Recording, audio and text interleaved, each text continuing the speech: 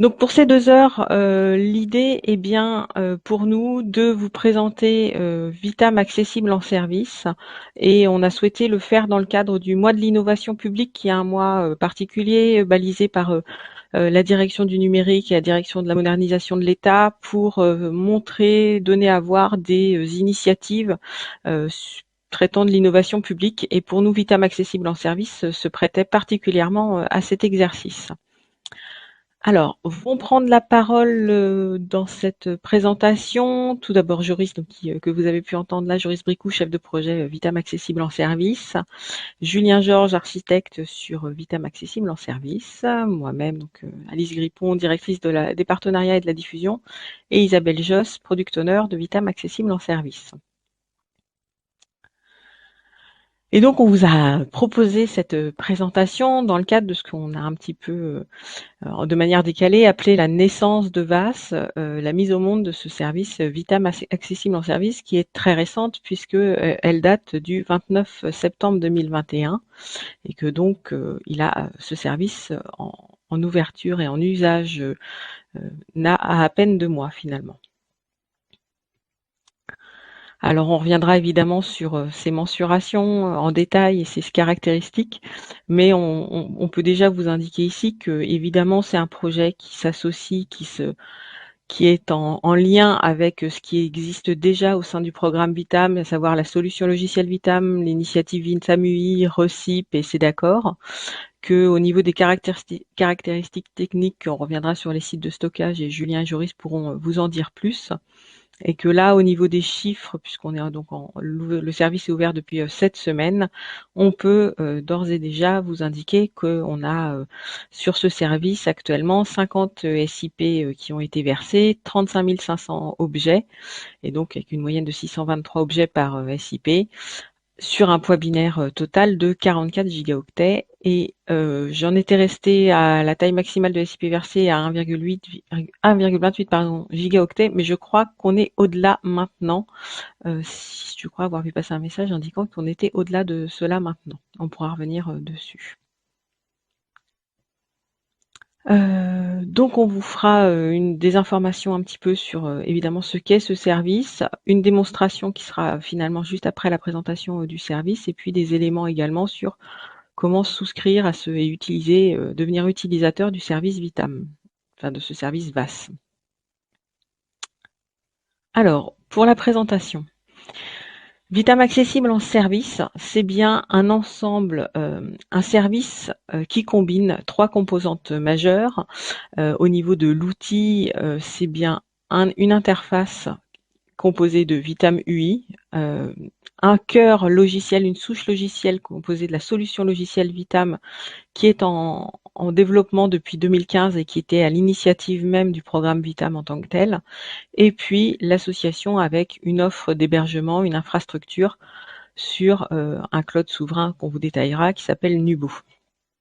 Donc on va vous présenter un petit peu les caractéristiques de ces 3 composantes qui sont au cœur de ce service.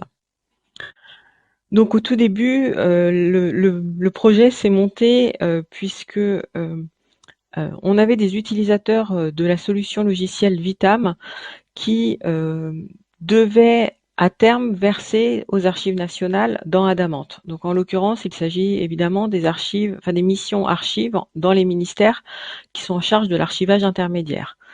Ils avaient ce besoin pour de l'archivage intermédiaire de verser aux archives nationales donc à terme dans Adamant et pour autant, ce n'était que pour la partie archive définitive. Pour la partie archive intermédiaire, ils avaient besoin d'une solution pour gérer cet archivage intermédiaire. Ils ont pu faire une étude basée sur la solution logicielle Vitam qui, en plus à l'époque, n'embarquait pas toutes les composantes qu'on peut avoir maintenant et qui donc ne proposait qu'un back-office et pour lequel finalement ils s'apercevaient qu'ils devaient mobiliser en termes de ressources humaines, matérielles ou financières beaucoup de choses et que ça allait au-delà de ce qu'ils étaient en capacité d'apporter. et de portée. Et donc face à ce constat, ils ont souhaité se lancer dans un projet associant, enfin partant du même principe finalement que le programme Vitam, autour de la mutualisation et de l'organisation d'un programme commun sur l'archivage électronique dédié là à leur archivage à eux, donc caractérisé par ce besoin en archivage intermédiaire. Parmi les avantages et les caractéristiques finalement de ce projet, c'était l'idée de bénéficier de l'expérience Vitam qui était déjà acquise depuis 2015 et le lancement du programme, le lancement officiel du programme.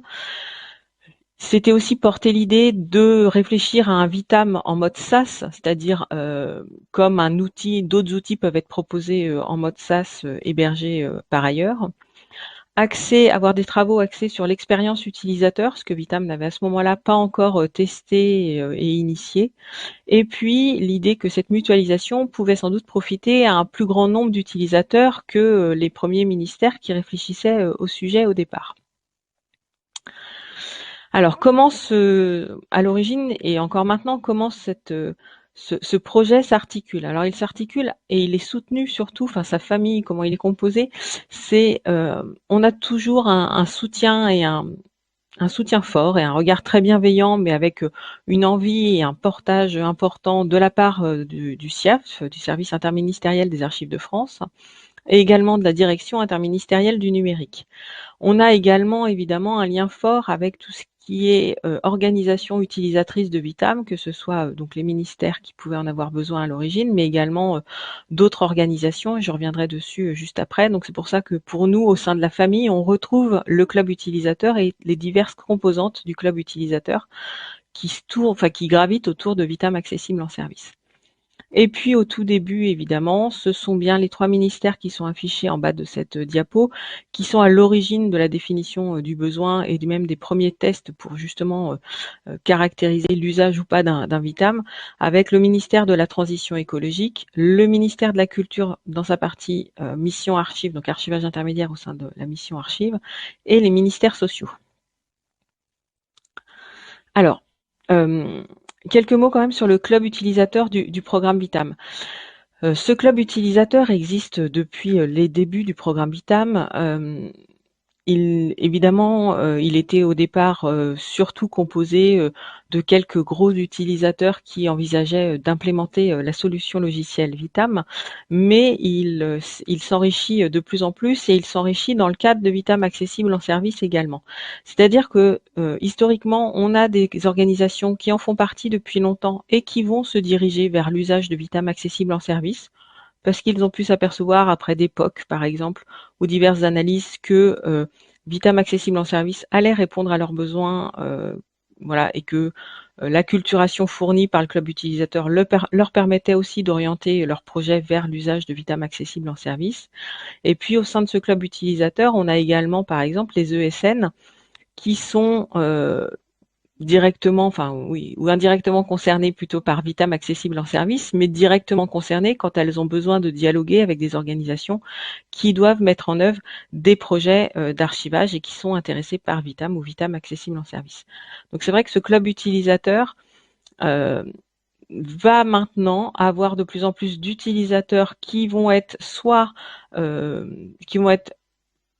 utilisateurs directement de Vitam accessible en service ou bien qui vont avoir des projets avec la solution logicielle Vitam en tant que telle en l'implémentant directement dans leur organisation. L'intérêt pour nous de rassembler tout le monde sous l'égide d'un seul club utilisateur et de ne pas séparer les choses, c'est que peut-être qu'il y a des différences sur les aspects techniques, mais vous verrez que sur les aspects fonctionnels, l'usage d'un SAE, qu'il soit implémenté directement par une organisation ou proposé dans le cadre d'un service en mode SaaS, au niveau des aspects fonctionnels, c'est vraiment la même chose. Donc l'idée est bien de tous profiter de la même acculturation, de la même montée en compétences et des mêmes services qu'on propose avec ce club utilisateur.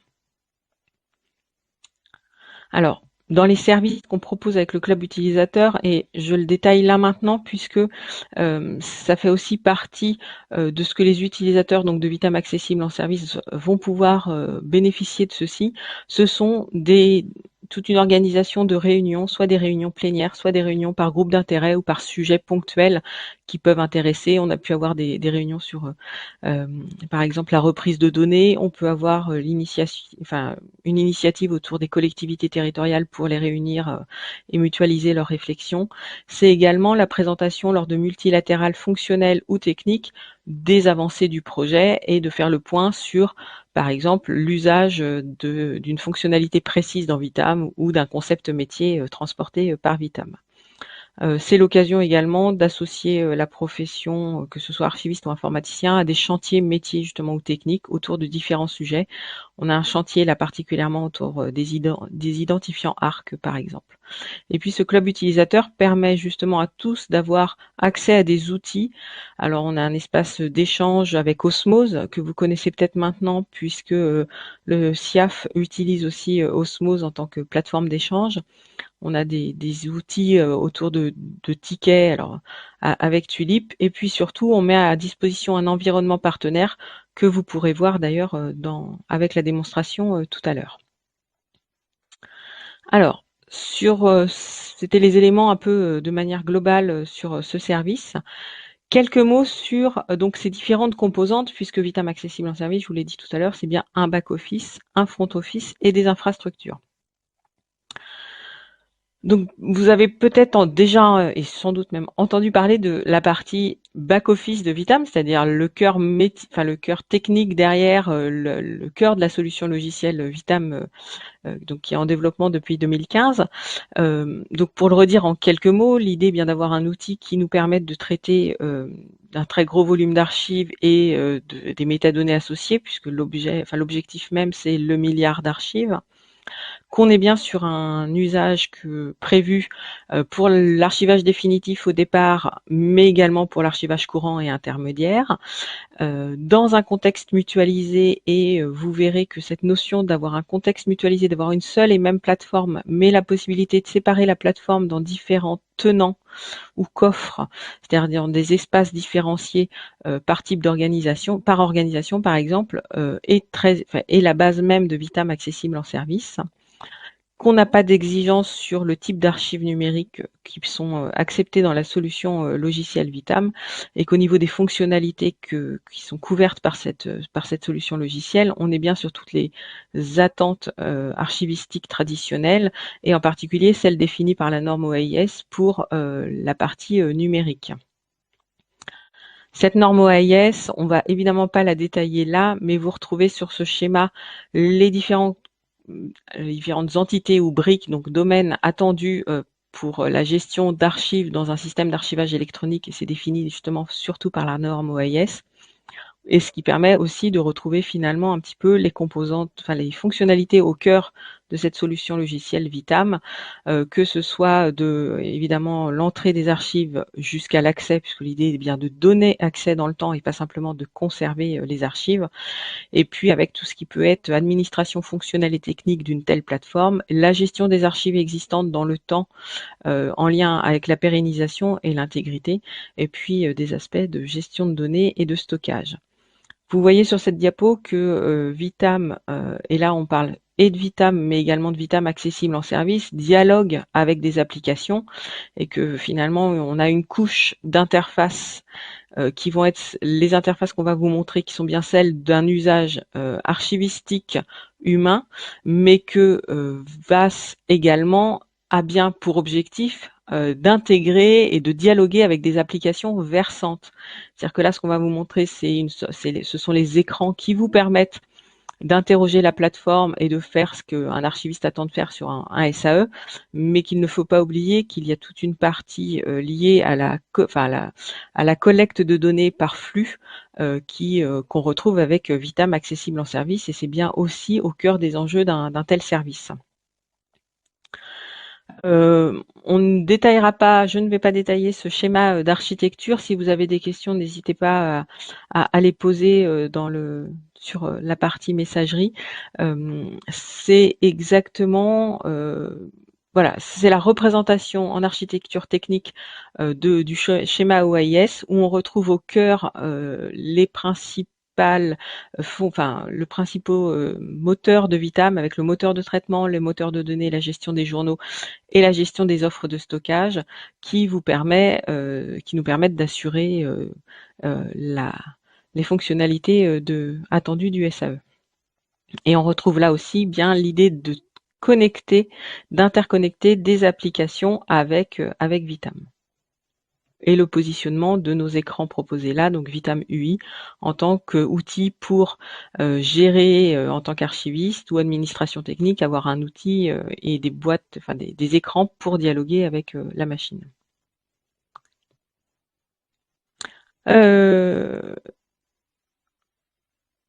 Alors, au niveau des fonctionnalités couvertes par cet outil, on a donc le détail ici, on vous a présenté le détail des fonctionnalités, donc ça s'enrichit au fur et à mesure, ça va continuer à s'enrichir, c'est-à-dire que là vous voyez ce qui est embarqué dans la solution logicielle Vitam depuis mars 2021 en violet, ce qui correspondait à la V4. On livre la semaine prochaine la V5 RC, alors c'est la nouvelle dénomination adoptée, donc RC pour Release Candidate, c'est plus octobre 2021, c'est plutôt la semaine prochaine qu'on le publie. Donc en bleu, ce sont ces fonctionnalités ajoutées ou améliorées, puisqu'on est aussi sur de l'amélioration de fonctionnalités. On aura de nouvelles choses encore en mars 2022 avec la V5 qui sera publiée à partir de mars 2022. Et donc c'est toujours et encore des fonctionnalités qui vont s'enrichir et qui vont s'enrichir particulièrement là actuellement grâce aux travaux et aux besoins définis par les utilisateurs directement, que ce soit les utilisateurs de Vitam accessible en service ou les utilisateurs d'une implémentation Vitam. Ils peuvent, c'est même le schéma un peu souhaité que maintenant la solution s'enrichisse grâce aux besoins exprimés et aux travaux que peuvent lancer et financer les utilisateurs de nouvelles fonctionnalités. Ça a été le cas par exemple pour le gel des gels qui répondait à un besoin d'utilisateur et qui a permis d'enrichir la solution logicielle Vitam. Alors, on a fait un petit tour rapide sur le back-office. Je ne m'appesantis pas sur la partie back-office parce que c'est souvent ce que vous avez pu entendre le plus. Déjà avoir des présentations sur ces points et donc on pourra répondre aux questions si besoin, mais que là on souhaite aussi axer sur justement ce qui fait que Vitam accessible en service embarque ce back-office, mais également d'autres choses. Donc on a en plus maintenant ce qui pouvait manquer beaucoup évidemment à ce back-office qui est donc un front-office ou des interfaces homme-machine qui permettent à l'humain de dialoguer avec la machine et donc la solution logicielle Vitam. Ces écrans ont été construits là aussi de manière mutualisée grâce à une initiative issue de discussions au sein du club utilisateur avec le CINES, le CEA et Xeliance Archivage qui faisaient le constat qu'ils avaient déjà lancé des travaux de développement pour doter leur propre projet finalement d'écrans pour interroger et administrer leur plateforme. Ils ont été rejoints par l'initiative VAS en tant que telle pour avoir bien ces 4 acteurs pour développer des écrans. Ils se sont mis d'accord sur les fonctionnalités qui devaient être couvertes pour justement ces interfaces. Ils les ont priorisées et ils se sont répartis les travaux de manière à pouvoir en 18 mois proposer 2 premiers écrans qui vont aller en s'améliorant au fur et à mesure et en s'enrichissant, mais en pouvant proposer ainsi des premiers écrans et en ayant donc réparti entre 4 équipes de développement différentes les travaux. Le fonctionnement que vous allez voir là des écrans de Vitam UI, cela repose sur une organisation type portail, c'est-à-dire avec des applications, des apps, sachant qu'une app une application, une app est égale à une fonctionnalité métier et vous pouvez en tant qu'organisation l'utiliser ou ne pas l'utiliser et donc l'activer ou ne pas l'activer dans votre contexte et selon votre besoin. Donc c'est un petit peu comme Google Suite ou Office 365 avec la possibilité d'avoir recours ou pas aux applications proposées. Actuellement, on doit être à une vingtaine d'applications différentes proposées et là aussi, ça va aller en s'enrichissant et ça va permettre de pouvoir définir très précisément des utilisateurs qui n'auraient accès qu'à telle fonctionnalité ou à telle autre selon les besoins et l'organisation interne de votre plateforme et de votre tenant. Alors avant de faire la démonstration, je vais vous présenter, mais très rapidement, les écrans, puisque je crois qu'Isabelle le fait un petit peu aussi. Donc, vous avez là l'écran type de Vitam UI et donc que vous retrouvez sur Vitam Accessible en service, puisque c'est bien les écrans utilisés par ce service. Oui, je crois qu'Isabelle va faire une présentation détaillée. Ce que je voulais vous indiquer dans ce cadre-là, c'est que là, ce que vous voyez et ce que vous allez voir tout à l'heure, ce sont des écrans qui sont évidemment chartés avec l'image Vitam. Donc on retrouve les logos et les couleurs de Vitam, mais que n'importe quelle organisation peut modifier les couleurs et surtout mettre son propre logo.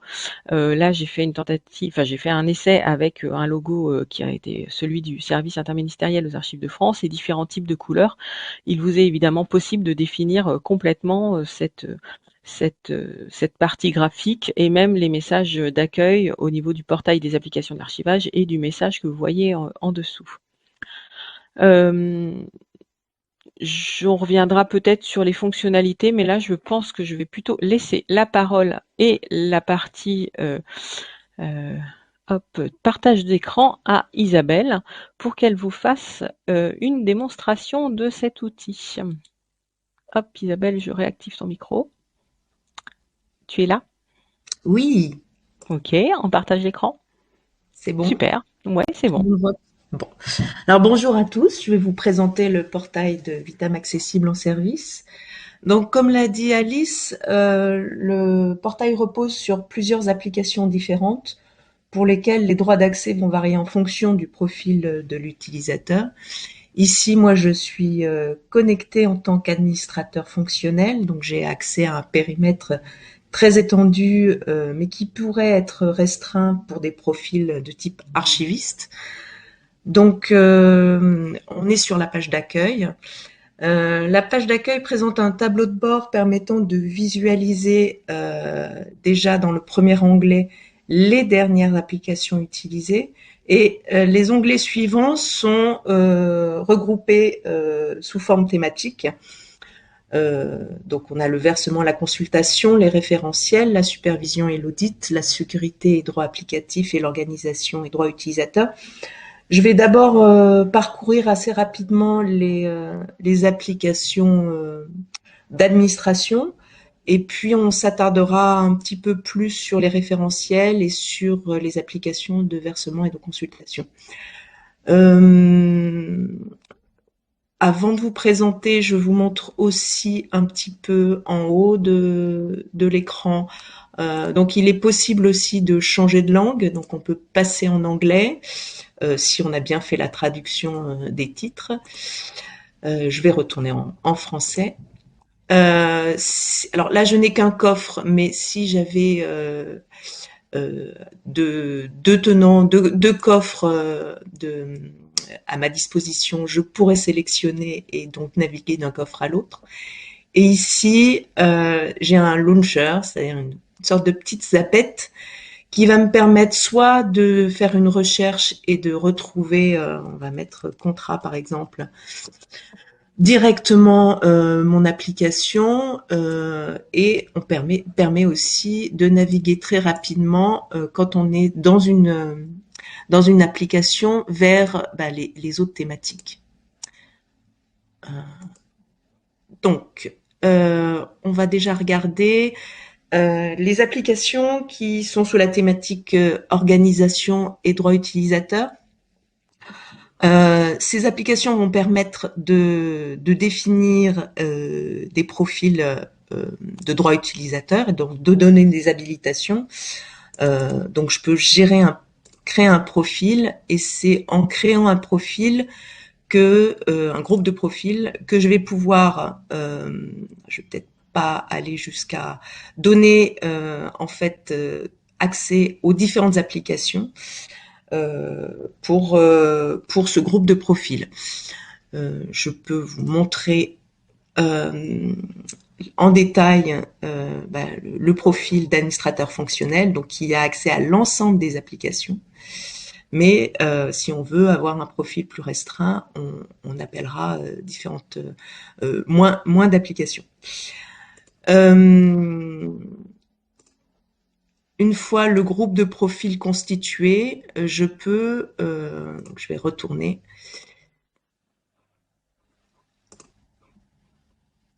Ah, c'est plus là. Je peux du coup intégrer mes utilisateurs. Donc, je vais créer un utilisateur et associer cet utilisateur au groupe de profils que j'ai prédéfini. On va passer à une autre thématique qui est la sécurité et les droits applicatifs. Ici, on gère essentiellement donc les contrats d'accès et les contrats d'entrée. Qui vont permettre en fait de gérer les droits de consultation et de modification ou les droits de pour les contrats d'accès et les droits de versement pour les contrats d'entrée. On va s'intéresser donc aux contrats d'accès. Donc différents contrats d'accès sont définis.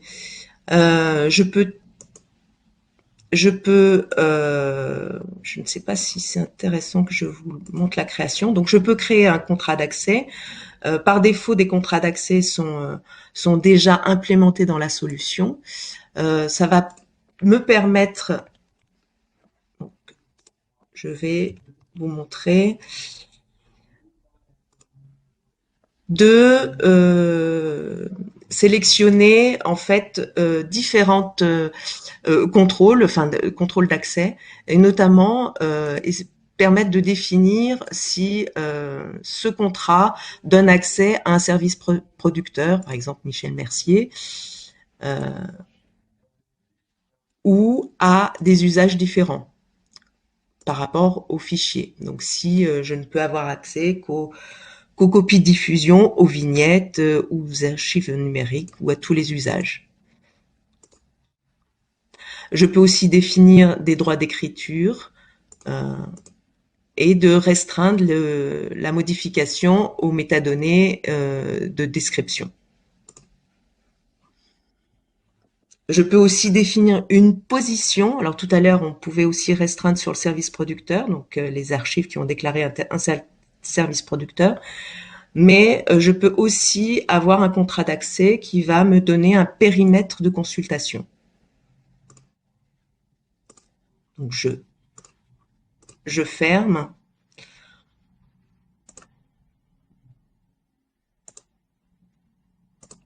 Sur les contrats d'entrée, c'est un peu le même principe. Je vais pouvoir définir un contrat qui va être déclaré dans mon paquet d'archives que je vais verser et donc je lui donne un nom, je lui donne une description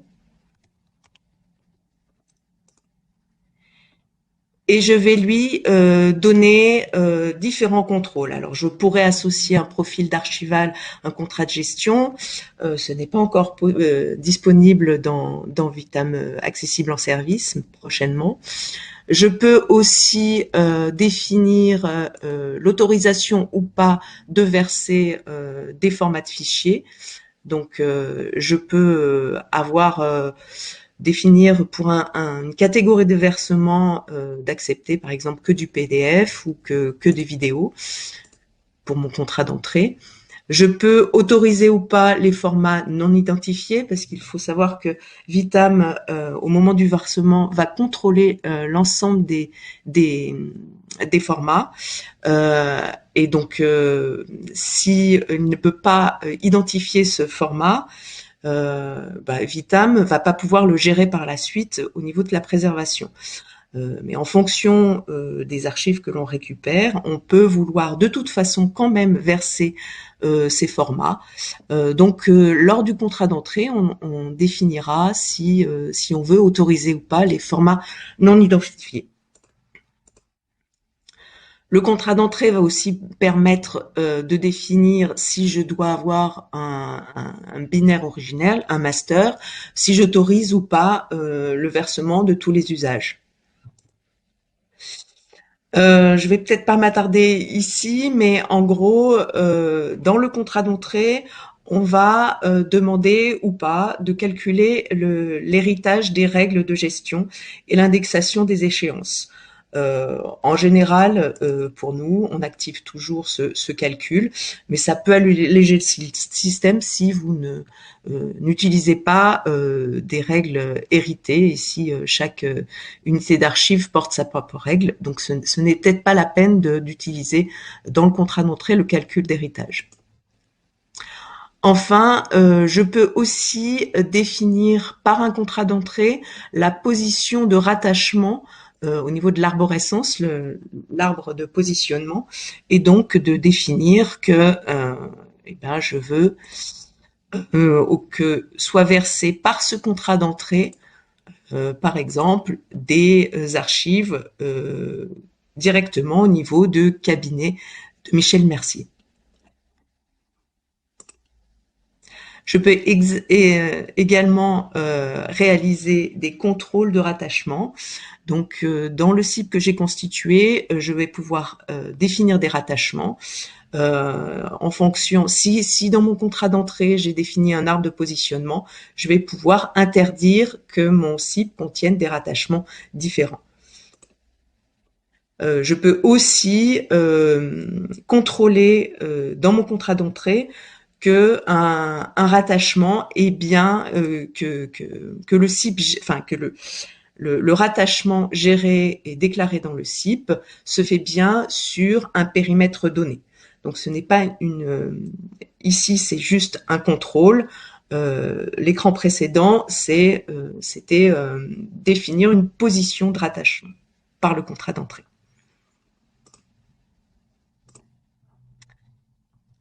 Alors, voilà pour les contrats. On va passer rapidement sur les applications de supervision et d'audit. Donc, il y a plusieurs applications qui permettent de réaliser des relevés de valeurs probantes, des audits. L'application d'opérations de sécurisation, de requêtes DSL, de gestion des opérations. Donc ça, c'est une application je vais vous la montrer, qui permettent de gérer les opérations qui ont pu être en erreur et donc par cet intermédiaire, je vais pouvoir relancer, suspendre ou reprendre une opération qui s'est mal effectuée. Donc, je retourne dans ma catégorie supervision. J'ai également l'application journal des opérations, en fait, qui liste l'ensemble des enregistrements qui sont effectués par tous les événements réalisés dans le système sont enregistrés à ce niveau, que ce soit des événements d'intégration de données, de référence, de modification sur des archives, mais également des événements de sécurisation des journaux, puisque Vitam est sans arrêt en train de sécuriser et puis de consolider l'ensemble des données et des de sauvegarde pour la sécurité du système.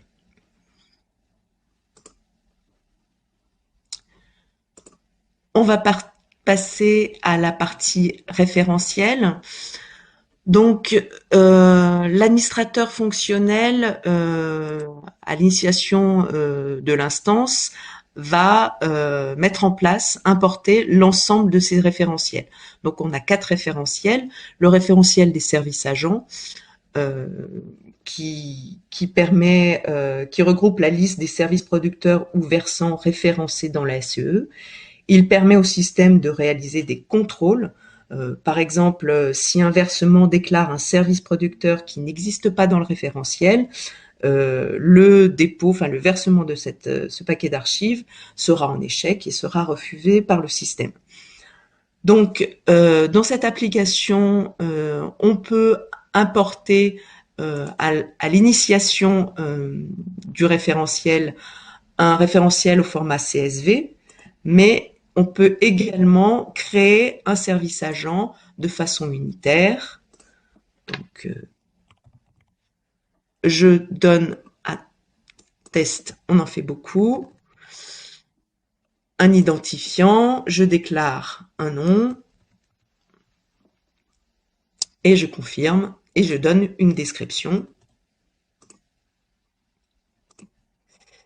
Et donc, je peux également rechercher le service agent que je retrouve ici.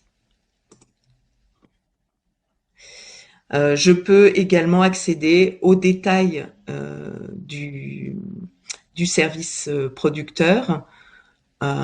Il faut juste une petite aparté, mais l'ensemble du portail repose toujours en fait sur le même comportement. On a des listes de résultats et puis en cliquant sur les lignes, on a accès à des détails qui sont qu'on appelle le panneau latéral, des informations essentielles et puis différents onglets peuvent apparaître.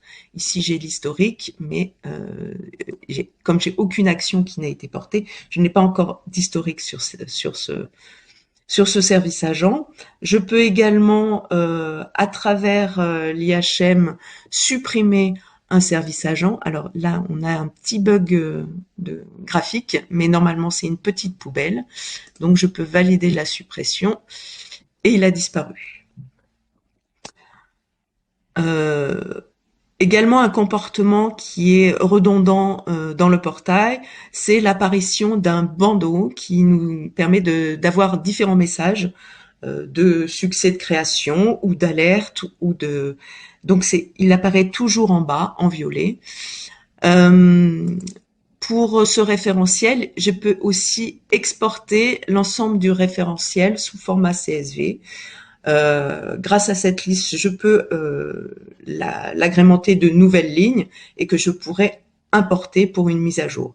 Il faut savoir que pour une suppression unitaire ou une suppression par import de nouvelles lignes, enfin d'une nouvelle version de référentiel, le système va m'interdire de supprimer un service producteur qui a déjà déclaré des archives versées dans le système. On va passer au deuxième référentiel important, celui des règles de gestion.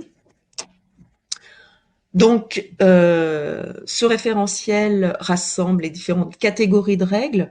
Ce référentiel va permettre au système de gérer les contrôles et de permettre ou non d'autoriser des actions sur ces catégories de règles. Un exemple, une action d'élimination des archives va reposer sur le contrôle de l'échéance de la date de DUA.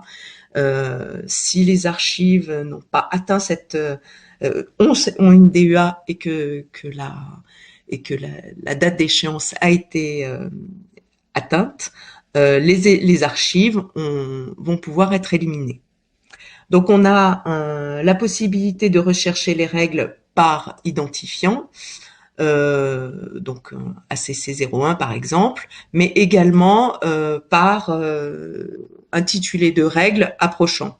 Si je veux voir l'ensemble des règles qui vont comprendre le mot secret, je fais une recherche et j'ai donc restreint l'ensemble des règles de classification ou de communicabilité qui vont concerner par exemple le secret médical ou secret défense. Je peux également dans ce référentiel faire des filtres par catégorie de règles. Ah oui, il faut que je.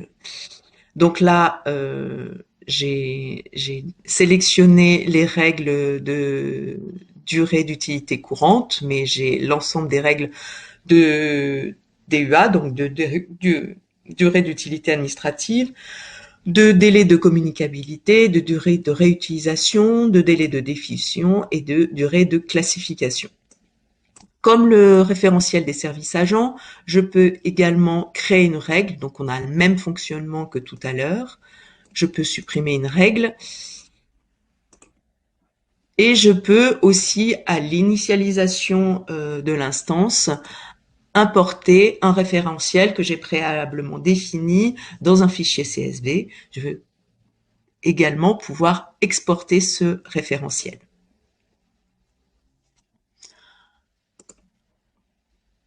Le troisième référentiel important pour Vitam, c'est le référentiel des formats de fichiers. Donc, ce référentiel n'est pas implémenté par l'administrateur fonctionnel, il est implémenté directement par la solution Vitam. Ce référentiel va permettre au SAE de vérifier les formats à l'entrée et plus tard de gérer la préservation des fichiers. Donc, il est basé sur les référentiels des archives britanniques. Et donc, c'est pour ça qu'on retrouve les PUID et les noms. Donc, c'est exactement le même référentiel que l'on va trouver aux archives britanniques. Je peux faire des recherches donc par PUID, mais je peux également faire des recherches par nom de fichier. On va pouvoir par exemple faire une recherche sur les PDF. On se rend compte qu'on a beaucoup de formats de PDF qui vont pouvoir être gérés par la solution. Il n'y a pas de possibilité de mise à jour de ce référentiel par l'administrateur fonctionnel. C'est un administrateur technique, c'est un acte important et qui est transtenant. Donc, un administrateur fonctionnel ne pourra pas intervenir sur une mise à jour de la version du référentiel, mais pourra créer un format fichier complémentaire qui n'existe pas dans le référentiel. Alors, Isabelle, juste petite Oui. précision dans le cadre de Vitam Accessible en service. Comme elle le disait, Isabelle, cette application format de fichier sera gérée au niveau, vraiment dans le cadre du projet, hein, du service Vitam Accessible en service, sera gérée au niveau de l'administrateur de la plateforme et donc gérée directement, je dirais, par nous, au sein du ministère de la Culture et de l'équipe VAS, sur simple demande des utilisateurs. Il pourra être modifié, corrigé avec toutes les le process lié en effet aux archives nationales britanniques, si on a besoin de faire reporter ça sur pronom par exemple, mais là aussi c'est très souple. Donc c'est une grande souplesse, mais comme c'est un acte fort comme elle vous le disait, ça sera géré au niveau de la plateforme globale et sur simple demande vis-à-vis de cet administrateur que va être, enfin l'exploitant que va être Vitam Accessible en service vis-à-vis de vous, potentiel utilisateur du service. Voilà, je te laisse poursuivre, pardon. Oui, mais je te remercie pour ces précisions. Donc là, comme il est transtenant, je dois resélectionner un coffre pour accéder à mes catégories donc d'applications. Donc le dernier référentiel, c'est le référentiel arbre et plan. Alors on appelle ça un référentiel parce que c'est l'administrateur fonctionnel qui va pouvoir importer un arbre de positionnement et un plan de classement. Ils sont considérés comme le cadre de classement sur lequel repose le système. Ici, on n'a pas de fonctionnalité de consultation de l'arbre ou du plan de classement, mais juste des fonctionnalités d'import. Donc, c'est vraiment un acte d'import de nouveaux plans de classement ou de cadre. En revanche, on va pouvoir le voir, on le verra prochainement, quand on fera des recherches, on va pouvoir visualiser l'arbre et les plans de classement dans l'application de recherche et de consultation. On va passer maintenant aux applications de versement et de consultation. Déjà, on va aller sur l'application de dépôt et de suivi des versements. C'est par cette application que je vais pouvoir donc verser mes archives et puis contrôler le suivi de ces versements. Donc, je vais réaliser un versement. Je peux réaliser par drag and drop ou aller directement dans le système. Donc, je sélectionne mon CIP que j'ai préalablement réalisé et je confirme le versement. Encore une fois, j'ai un bandeau d'alerte qui s'affiche et qui me demande de ne pas quitter ma page parce qu'un versement est en cours et ça pourrait stopper le versement. Je rafraîchis pour voir si mon versement a bien été effectué et non. J'ai une erreur, donc je vais pouvoir consulter le détail de ce versement. Donc j'ai déjà les informations premières de l'identifiant du message, le commentaire, l'identifiant de l'opération qui peut m'être très utile, le début de versement, la fin du versement, on retrouve le contrat d'entrée et j'ai le statut échec du processus d'entrée du CIP. Je peux atteindre en cliquant sur la petite flèche au détail des problèmes qu'a rencontré mon versement. Donc c'est au niveau du processus du contrôle du bordereau du CIP. Et le contrat d'entrée est inconnu du référentiel du contrat d'entrée. Donc je vais avoir deux choix, soit d'aller modifier mon manifeste dans mon CIP et de déclarer un autre contrat, soit d'aller créer un contrat d'entrée et donc un contrat qui est attendu par le CIP pour le verser. Je l'ai déjà préparé. Donc, en effet, mon contrat d'entrée n'existait pas. Je suis allée corriger dans mon CIP et je le verse actuellement. Je dois encore un peu attendre pendant cette étape de versement. Et je rafraîchis. Cette fois, le versement s'est bien déroulé et l'ensemble du détail peut être consulté dans le deuxième onglet donc du panneau latéral de l'entrée et je peux atteindre sur différents. En fait, ici vous avez récapitulé l'ensemble des processus de contrôle et d'indexation qui sont réalisés par la solution Vitam lors du versement.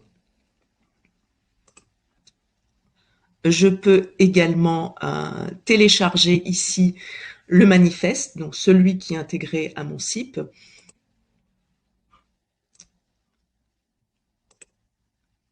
Bon, il est un peu moins parlant, je ne sais pas si vous visualisez bien.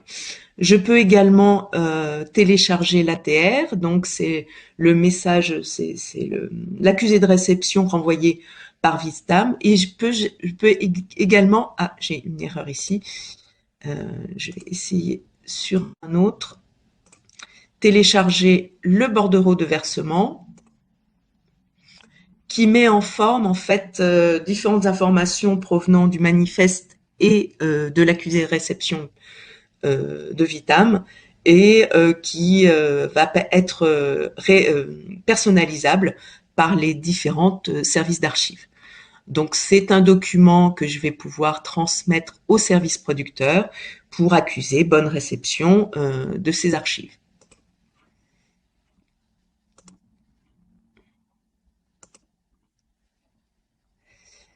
On va s'intéresser maintenant aux applications de recherche. Donc je retourne dans la catégorie versement et consultation et je vais dans l'application recherche et consultation. Donc je vais pouvoir faire des recherches avec différents critères de recherche. Ici, vous voyez afficher le cadre de classement qui a été versé donc par l'administrateur fonctionnel et associé à ce de cadre classement sont rattachés aussi des plans de classement, donc d'un service producteur. Donc je peux déployer différents plans de classement. Et donc je vais pouvoir définir un critère de recherche sur un nœud de cette arme ou de ce plan. Donc je vais m'intéresser par exemple aux archives du cabinet de Michel Mercier et je vais lancer une recherche. Donc à chaque critère de recherche s'affiche une petite boîte qui me rappelle toujours quels sont les critères que j'ai sélectionnés. Donc j'ai 249 résultats. Je vais pouvoir affiner ma recherche parce que je trouve que, enfin, je n'ai pas forcément, j'ai trop de résultats, donc je vais vouloir définir d'autres critères de recherche. Je peux le faire sur l'intitulé, sur la description, sur la date de début, sur les dates extrêmes du document, enfin de l'archive, sur un identifiant d'opération du versement, sur un identifiant technique d'unité d'archive, quand je sais précisément quelle est l'archive que je recherche.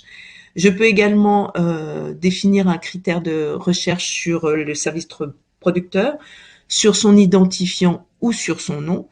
Et j'ai également, si je connais bien le CEDA, la possibilité de faire une recherche sur l'ensemble des métadonnées du CEDA. Donc je sélectionne et après je vais renseigner, bon alors c'est une date, la valeur, la valeur attendue. Donc je vais faire on se souvient qu'il y avait 249 résultats. Si je définis je cherche un projet de loi, donc un nouveau critère de recherche, je vois que une nouvelle boîte s'est affichée, je lance une nouvelle recherche et on a vu que mes résultats se sont précisés sur 60 résultats. Je peux également consulter, donc une fois que j'ai des résultats, je peux aller consulter les archives. Donc j'ai déjà affiché dans le panneau latéral les informations contenant les métadonnées essentielles renseignées au niveau de cette unité d'archives. Donc l'intitulé, l'identifiant technique du versement, c'est toujours en fait un identifiant qui va me permettre de retrouver par la recherche les autres documents qui ont été versés en même temps que cette unité d'archive. L'identifiant technique de l'unité d'archive, je retrouve le service producteur. On a un petit bug graphique qui va bientôt être résolu. Voilà. Je peux également télécharger le document pour le consulter.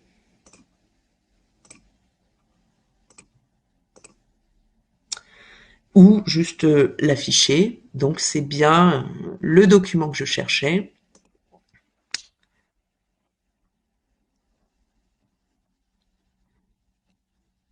Voilà pour les informations. Cette application de recherche et consultation va me permettre également donc de faire des sélections sur un périmètre d'archives. Et à partir je vais pouvoir également, une fois sélectionné certaines archives, je vais en sélectionner 3, je vais pouvoir lancer différentes actions sur cette sélection. Donc je vais pouvoir, sur la V5RC, réaliser un export de DIP, donc faire un paquet d'archives qui contiendra l'ensemble de la sélection. Je vais pouvoir lancer une analyse d'élimination qui va permettre de me donner des informations sur les archives qui sont éliminables. Une fois le contrôle grâce à cette analyse d'élimination, je vais pouvoir procéder à une élimination d'archives. Ici, j'ai la possibilité également d'exporter au format CSV ma sélection d'archives. Alors, pas si très intéressant, mais donc mes 60 résultats sont exportés au format CSV. Je vais également, et ça c'est une fonctionnalité qui peut être assez intéressante quand on manipule beaucoup d'archives, et notamment quand on doit procéder à des opérations d'élimination, je vais pouvoir en fait sauvegarder une recherche. Donc je vais Je dois lui définir, je crée une nouvelle sauvegarde. Je vais la définir, c'est la projet de loi, la recherche, projet de loi. Mes critères de recherche ont été sauvegardés et je vais pouvoir accéder dès que je le souhaite et relancer ces critères-là à chaque fois que je me connecterai et que je retournerai sur l'application de recherche et consultation. On va retourner dans l'application de dépôt et suivi pour la suite.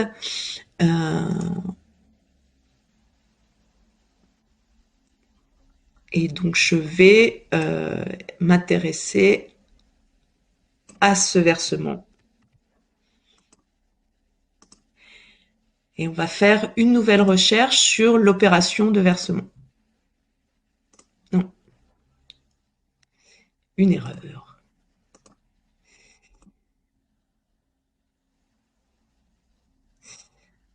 Donc, ici, j'ai le champ que je renseigne, donc le GUID du versement. Je valide et je lance ma recherche. Donc, c'était un versement qui comprenait 36 unités d'archives. Je vais pouvoir réaliser d'autres recherches. Donc, pour l'instant, on a vu l'ensemble des critères de recherche sur les métadonnées descriptives des unités d'archives, mais je peux également effectuer des recherches sur les métadonnées de gestion. Actuellement, la recherche qui est disponible, c'est la recherche par durée d'utilité administrative.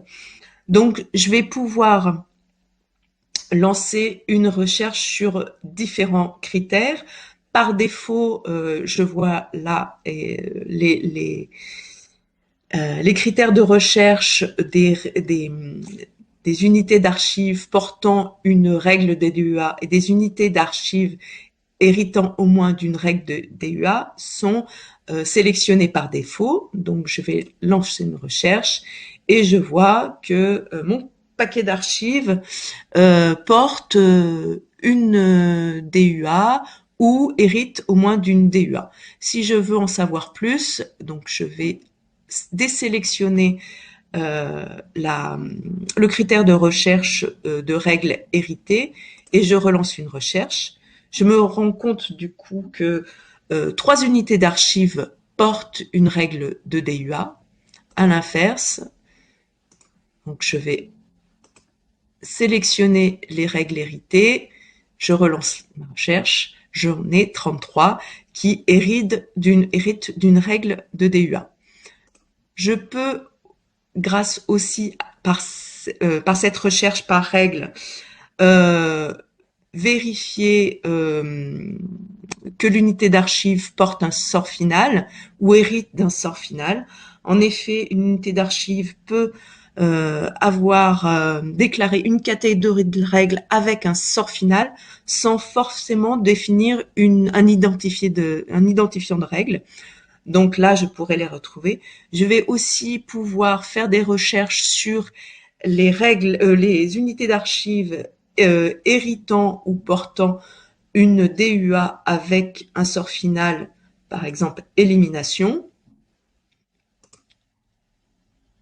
Je relance ma recherche et je vois qu'en fait 24 unités d'archives portent une DUA avec un sort final éliminé.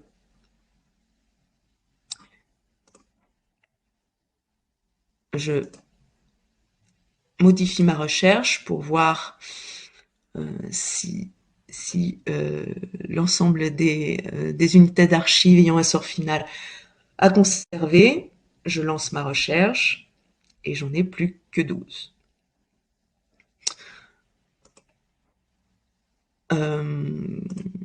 On peut également effectuer une recherche sur la date extrême, sur un intervalle de date.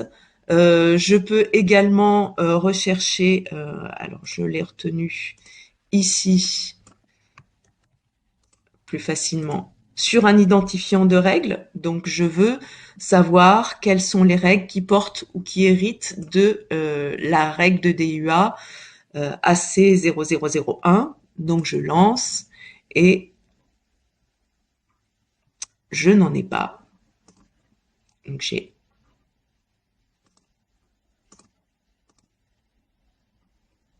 il me semblait que j'en avais une, donc c'est un petit problème de démonstration. Où je peux rechercher aussi sur un intitulé de règle. Je vais revenir à mon résultat initial. Donc, à partir du moment où j'ai sélectionné les unités d'archives ici d'un versement, mais ça peut être sur d'autres critères, je peux également réaliser, donc, comme on l'a vu tout à l'heure, là je vais sélectionner l'ensemble des unités d'archives. Et donc, par ce bouton d'action secondaire, je peux donc lancer une analyse d'élimination, mais je vais directement lancer une opération d'élimination sur ma sélection.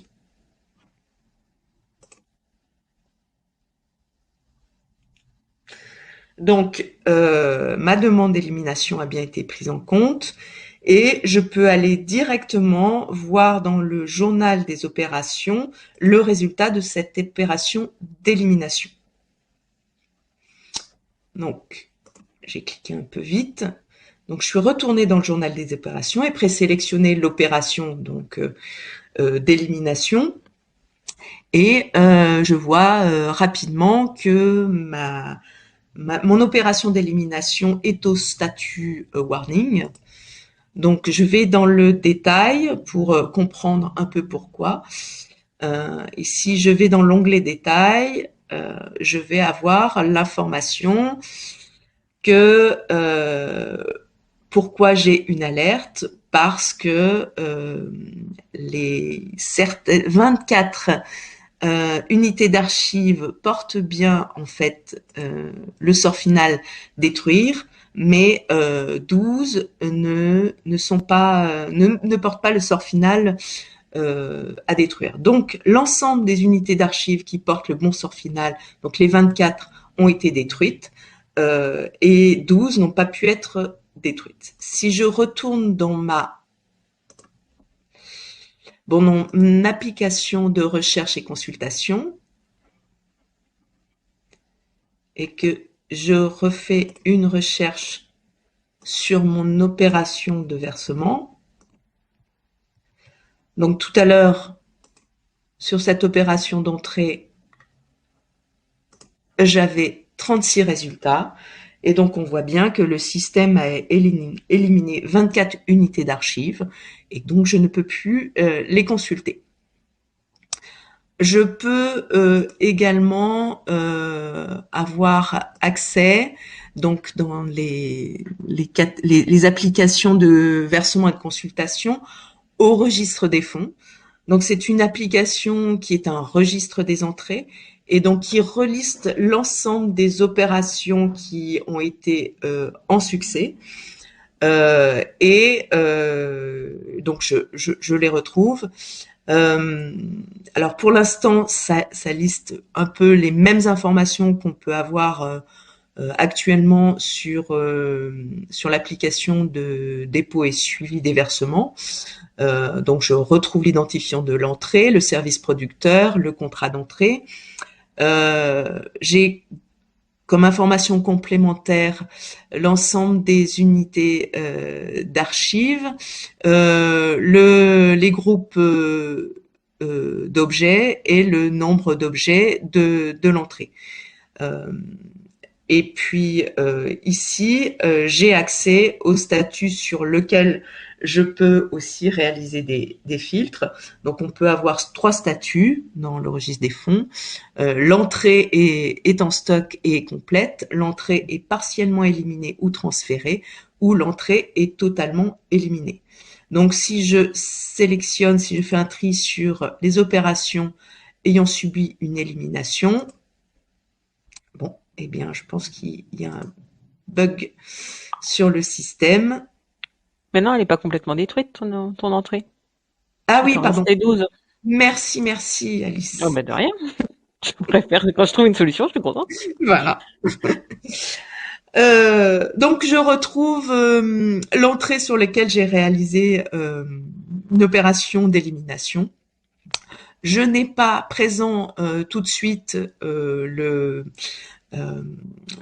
le restant. Enfin, j'ai toujours affiché les unités d'archives qui ont été versées. Des fonctionnalités, enfin des développements sont en cours afin d'avoir des informations complémentaires sur l'entrée et on pourra avoir une vision statistique de l'ensemble des unités d'archives, des groupes d'objets et des objets techniques qui ont été versés initialement, ceux qui ont été éliminés, ceux qui sont restants, donc une visualisation statistique du stock se rapportant à cette entrée. On aura également dans le détail de cette opération d'entrée la liste des opérations d'entrée, des opérations qui ont pu être réalisées sur cette entrée. Par exemple, une opération de préservation, conversion de fichiers par exemple, ou une opération d'élimination, de transfert. Donc, par le registre des fonds, je vais pouvoir suivre toutes les actions, toutes les opérations qui ont été réalisées sur ces entrées. Et c'est des informations que je pourrais communiquer à mon service producteur. Euh, En cours aussi de développement, une fonctionnalité d'export de ce registre des entrées via un format de fichier CSV.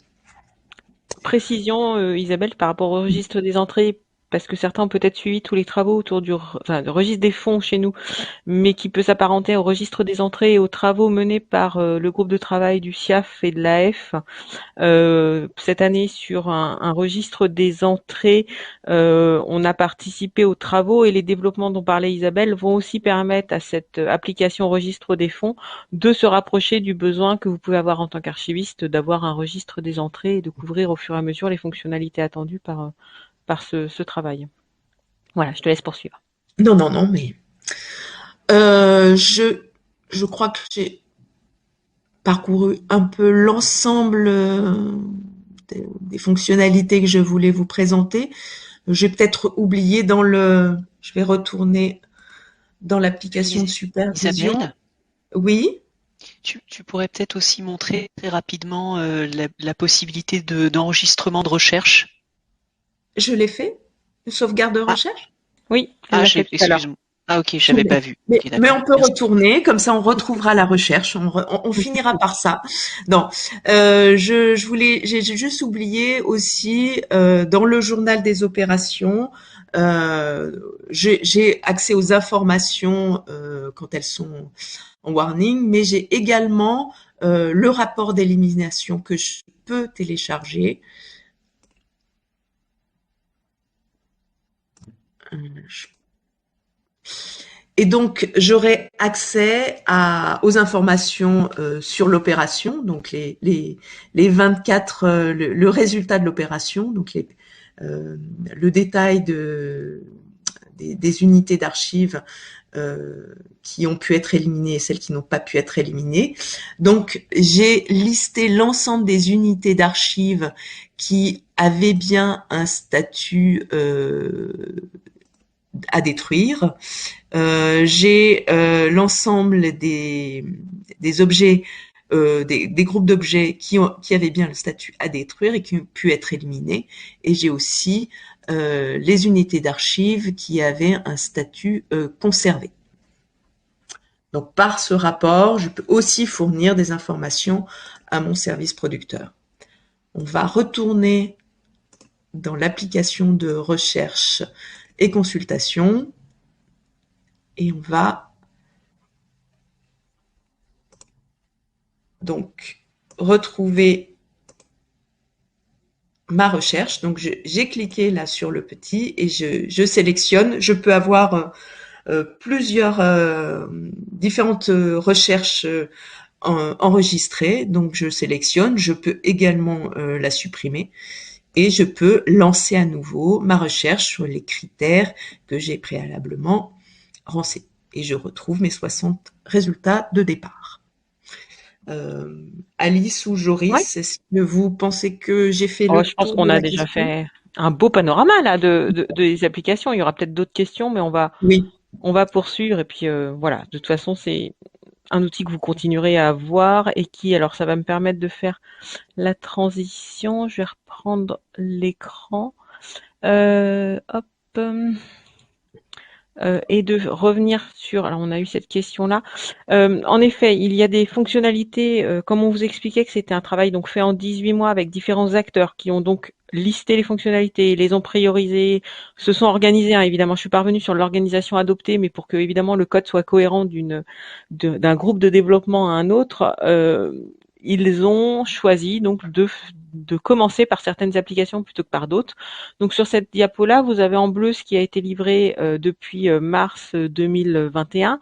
En rose, ce qui est rajouté là dans la version qu'on appelle donc nous V5 RC et qui va être utilisé par Vitam Accessible en service au mois de décembre, à partir de décembre. Et en grisé, ce qui est en cours de développement. Alors le en cours de développement, ça peut être là maintenant des choses qui sont en cours de développement réellement, par exemple avec le projet Pastis pour profil d'archivage et profil d'unité archivistique par le CINES, ou des choses qui viendront ultérieurement, et Griffon scénario de préservation viendra ultérieurement puisque la priorité a été enfin ils ont souhaité donner évidemment la priorité à des choses qui rentraient dans un SAE et aux fonctionnalités en gros qui permettaient de les gérer, et puis la vie de l'archive en tant que telle et donc les griffons et scénarios de préservation arriveraient par la suite. Alors, pour poursuivre la présentation, je vais garder, je pense, la présentation et puis hébergement, Joris, Julien, je vous laisse voir qui prend la parole. Hop, Vous m'entendez Julien, bien? oui, ça y est, c'est bon, Julien, on Parfait. t'entend. Ok. Alors, côté hébergement, comme ça a été dit au début de la présentation, on est hébergé sur Nubo, qui est un cloud interministériel géré par la DGFiP, la Direction générale des finances publiques, donc Bercy. C'est un cloud qui est dédié aux applications sensibles de l'État. Donc, ils ont deux types de cloud. Ils ont un cloud qui est ouvert sur Internet et un cloud qui est ouvert que sur le RIE. Et donc, dans le cadre de VAS, on est déployé sur le cloud ouvert sur le RIE. Donc, il faut avoir un accès au réseau interministériel de l'État pour pouvoir utiliser le service VAS. C'est aussi deux sites de stockage. Donc, Nubo est sur plusieurs infrastructures et on utilise leurs deux infrastructures RIE qui sont distinctes. Et donc, Vitam est déployé sur ces deux infrastructures-là pour dupliquer les stockages et donc préserver les données en cas de défaillance d'un des hébergements. Comme on l'a vu récemment, notamment chez OVH, ça peut arriver que des data centers brûlent. Donc pour ça, on se prémunit avec une copie secondaire sur le second cloud. C'est aussi, on peut le noter, la première application du ministère de la Culture opérée par le programme Vitam qui est sur Nubo. Il y aura probablement d'autres applications à arriver sur Nubo, mais c'est un beau partenariat qui a bien abouti et avec des équipes réactives et compétentes côté DGFiP. Donc on est plutôt satisfait actuellement de cet hébergement qui fonctionne bien.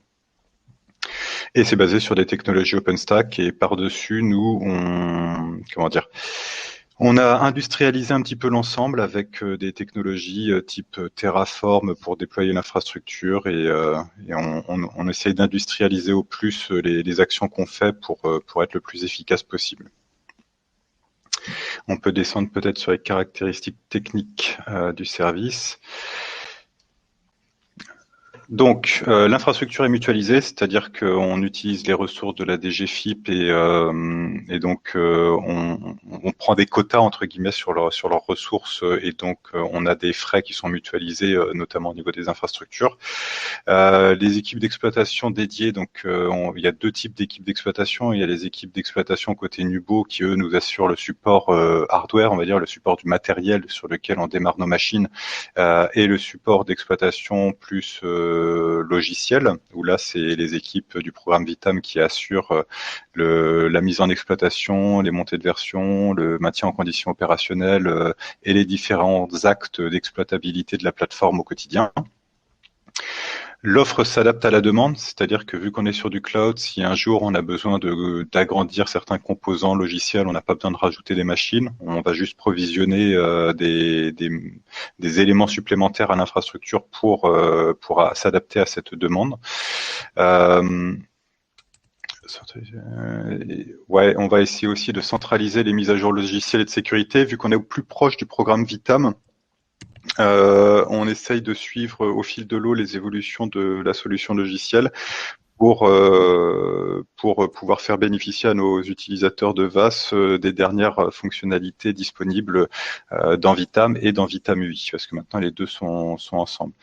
Et ça nous permet aussi de centraliser l'exploitation et la maintenance de la plateforme, comme je disais, parce qu'on est au plus proche aussi des équipes Vitam et on a accès en plus, en cas de problème, on a un accès, on va dire, un peu privilégié aux équipes de développement parce qu'on y est indirectement aussi impliqué. C'est-à-dire que VAS aussi, dans certains cas, resoumet à la communauté Vitam les bugs qu'on a pu corriger lors de certains actes d'exploitation ou des évolutions techniques qu'on peut fournir. Voilà, c'est un vrai partenariat entre l'exploitabilité de la plateforme VAS et les équipes du programme Vitam. Et l'homologation du service, donc c'est un service qui est en cours d'homologation. Il y a déjà une pré-homologation qui avait été faite. Là, c'est le 9 décembre, si je me souviens bien de la date, qu'on repasse en commission d'homologation. Et donc, il y a aussi l'homologation Vitam qui s'applique à nous. Donc, voilà. Et on va homologuer aussi la plateforme en tant que telle. Je ne sais pas si tu as des choses à rajouter là-dessus. Moi, je voulais rajouter quelque chose sur l'homologation, parce qu'en plus, il y a une question donc dans les messages. Alors, on a bien un service qui va être homologué en tant que tel, et comme disait Julien, il y a une pré-homologation sur la version qui était utilisée en une sorte de test depuis le mois d'avril, et elle bénéficie également de tout ce qui est audit. Alors, Vitam en solution logicielle est en audit en continu, c'est-à-dire qu'au quotidien, il y a un audit de code fait par Checkmarx, puis des audits par release et des audits particuliers faits sur Vitam accessible en service en conditions d'implémentation. Ces audits sont réalisés par un cabinet extérieur, en l'occurrence Ernst & Young, qui liste les risques qu'ils ont pu voir dans leurs différents types d'audits. Ça peut être des audits d'intrusion ou d'implémentation, par exemple, et qui nous demandent à ce moment-là de les corriger. Et évidemment, les travaux de développement ou de correction sont lancés suite à ça.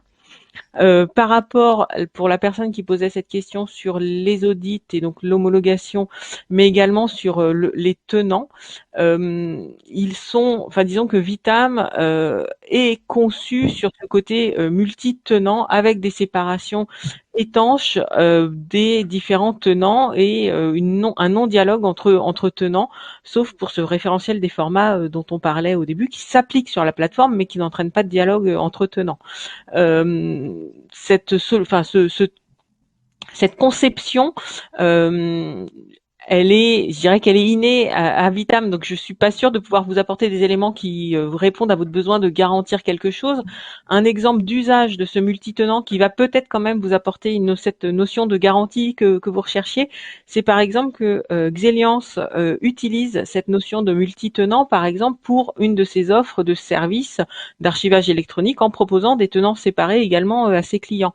Donc l'usage est vraiment que ces tenants, pour des organisations ou pour des types d'archives, parce qu'on pourrait aussi imaginer des choses pour séparer archives médicales, archives administratives d'un hôpital, permettent vraiment de garantir une étanchéité entre les tenants. On pourra peut-être revenir dessus tout à l'heure. Joris, est-ce que tu veux préciser des choses sur ces sujets-là ?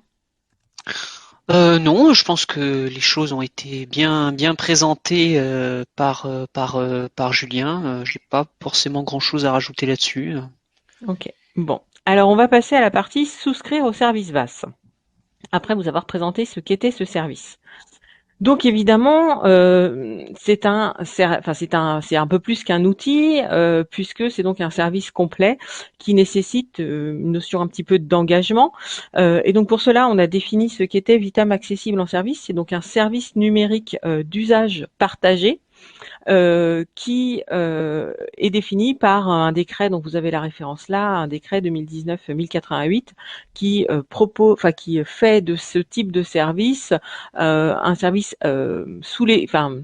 conduit sous l'égide des services du Premier ministre et un petit peu comme justement Osmose, CHAP ou démarches simplifiées peuvent être des services numériques d'usage partagé avec une vocation comme ça de mutualisation et d'usage global au sein de l'administration. Pour l'usage même de ce service, on a donc défini, nous, différents types de documents pour que les utilisateurs, pour définir l'engagement entre l'utilisateur et le programme Vitam et l'équipe VAS qui opère le service, avec des conditions générales d'utilisation et qui détaillent par exemple, qui font un rapide rôle et responsabilité des différents acteurs, qui détaillent les notions de support, de correction de bugs, des délais, enfin les délais, les procédures et des choses comme ça. Et puis une convention qui permet de définir, enfin d'entrer dans ce qu'on appelle la coopération public-public, qui fait que entre organisations publiques, dans le vue d'une action de coopération qui vise un intérêt général et des objectifs communs, donc là évidemment autour de l'archivage de données publiques, il est possible de souscrire à cette convention de coopération public-public, ce qui permet en particulier de s'extraire des exigences liées au code de la commande publique. Voilà, donc cette convention de coopération public-public est tout juste finalisée et les conditions générales d'utilisation sont aussi finalisées depuis un petit moment. Et donc ça nous a aussi permis de définir ce qu'était être un utilisateur du service avec l'envie évidemment de donner dans le cadre de cette coopération une place aux utilisateurs et d'avoir des représentants des utilisateurs au sein des instances de gouvernance de Vitam Accessible en service, avec donc 2 représentants qui seront présents en comité de direction, comité de pilotage, aux côtés des autres acteurs. L'accès aux outils et tout ce que propose le club utilisateur donc de Vitam, et puis la possibilité de participer aux différents travaux de recettes par exemple et de priorisation des besoins. Joris, je te laisse prendre la suite. Pardon, j'ai peut-être même, je sais pas si tu veux préciser des choses. Oui, alors, donc sur la partie financière, donc puisqu'il y a déjà quelques personnes qui ont posé des questions là-dessus dans le chat, j'ai répondu. Donc sur la partie financière, c'est globalement assez simple. Chaque utilisateur du service paye 2 parts, une part forfaitaire et une part variable. La part forfaitaire, donc qui représente la répartition des coûts de l'offre VAS entre l'ensemble des utilisateurs, est indexée sur le nombre d'archives que vous versez dans le système sur l'année N. Donc on demande à chaque utilisateur en fait une estimation du nombre d'archives qui vont être versées dans le système d'archivage électronique l'année N, pour l'année suivante. Et en fait, on fait une régularisation l'année d'après sur la base de ce qui a été effectivement versé. Donc, si vous avez versé plus que ce que vous envisagiez, vous payerez un supplément l'année d'après. Si vous avez versé moins, vous serez remboursé de la somme correspondante. Donc ça, c'est pour la partie forfaitaire. Donc cette partie forfaitaire, elle inclut l'ensemble des coûts qui sont liés à l'hébergement de la plateforme, l'hébergement des différents environnements, les coûts liés à tout ce qui est procédure d'analyse de risque et analyse de sécurité, audit de sécurité, puisqu'on fait 2 audits de sécurité par an de la plateforme en lien avec les process d'homologation qui ont été présentés tout à l'heure. Les coûts de licence, il y a quelques éléments sous licence, notamment l'antivirus, puisqu'on a un antivirus en production pour VAS, et également les coûts de développement, puisqu'on a une équipe de développement et une équipe d'exploitation. Ça, c'est les différents coûts. Et après, vous avez une part variable qui, elle, dépend en fait du volume que vous allez stocker dans le système. Donc, il n'y a pas de limite sur le volume que vous pouvez stocker. Simplement, évidemment, un utilisateur qui stocke 1 teraoctet va avoir une part variable plus faible qu'un utilisateur qui stocke, par exemple, 25 Tera.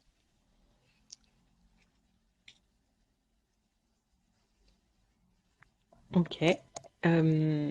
Est-ce que il y aura sans doute des questions parce que c'est souvent le cœur du sujet. Enfin, on voit bien que c'est quelque chose d'assez particulier.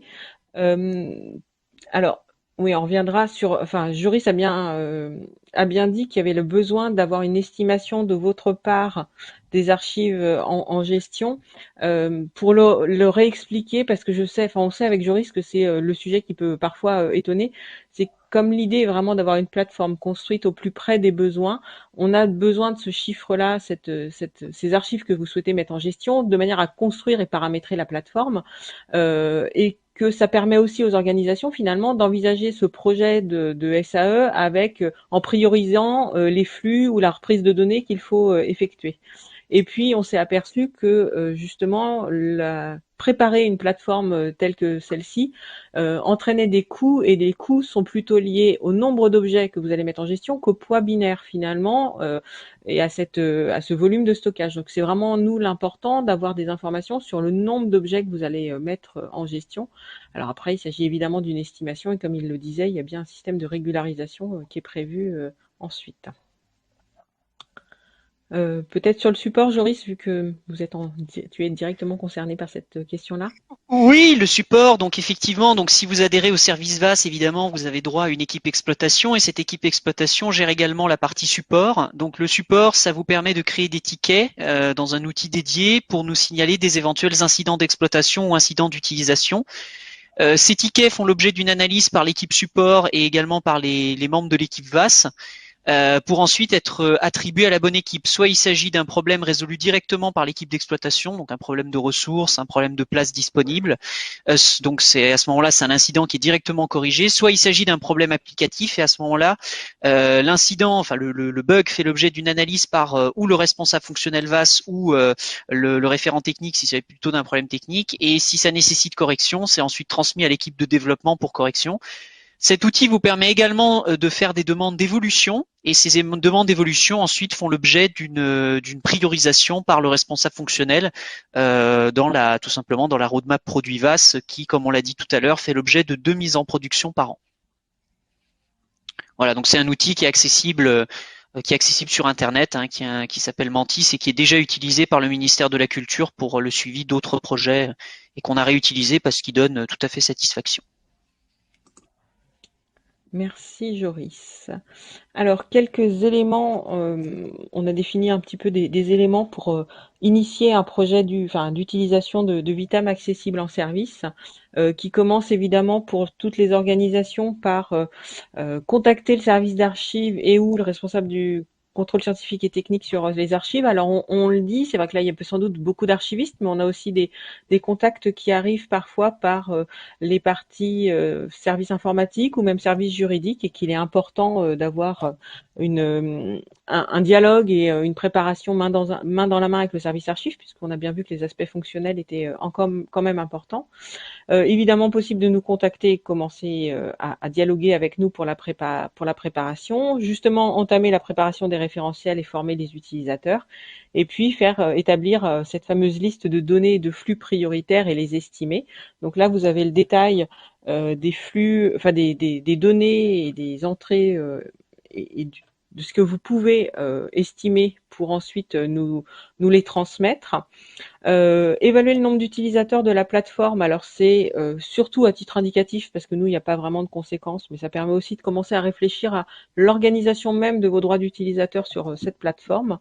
Et puis on a parlé tout à l'heure de l'accès au RIE, qui est donc le premier prérequis technique, c'est de pouvoir être raccordé au réseau interministériel de l'État.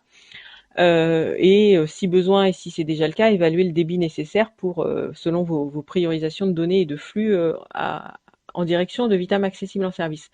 Quelques informations peut-être sur le RIE. C'est donc, comme le disait Julien, un réseau, enfin ce qui s'appelle le réseau interministériel de l'État, qui donne accès, pour l'instant, qui donnait accès à des outils qui étaient plutôt à un niveau ministère et opérateur, comme Maya, le méta-annuaire interadministratif, ou des outils liés par exemple au financement et pour lesquels des opérateurs ou des services déconcentrés de l'État pouvaient avoir besoin. Ce raccordement se fait de manière soit en étant acteur ou déjà dans la sphère de Renater, et donc dans ce cas-là, il est possible de faire un raccordement en faisant une demande auprès de ce groupement, enfin de Renater, soit en adressant une demande par le biais de l'UGAP, qui a un marché pour ce raccordement au RIE. Et après, il y a un dossier à remplir et une validation faite par l'équipe RIE qui est située au sein de la DINUM. Voilà. Et puis évidemment, commencer après à préparer les versements. On a essayé également, et ça vous le retrouverez sur le site internet, de mettre en place et d'aider aux travaux fonctionnels qui sont à faire. Parce que c'est bien, on parle bien d'un service, mais ce n'est pas un service complet, c'est-à-dire que c'est pas un service non plus clé en main pour lequel vous n'auriez pas besoin de faire différentes actions plutôt fonctionnelles. Et il est bien entendu que il y a des choses qui restent à votre niveau à préparer. Isabelle vous a montré tous les référentiels et ils sont évidemment à préparer, à tester, et l'environnement partenaire peut vous donner la possibilité de tester ces différents outils, mais il est nécessaire de les préparer. La documentation existe sur ces différents sujets. Donc on a listé ici les prérequis fonctionnels par lesquels il fallait commencer pour pouvoir utiliser, alors que ce soit finalement Vitam accessible en service ou la solution logicielle Vitam, mais il est nécessaire de passer par là. On a également établi une liste des différentes opérations à mener pour connecter un flux de données et savoir selon les acteurs, entre le service archive, le service informatique, le service dont dépend l'application et Vitam accessible en service, quels sont les différents rôles et tâches que chaque acteur doit mener pour préparer cette interconnexion de flux.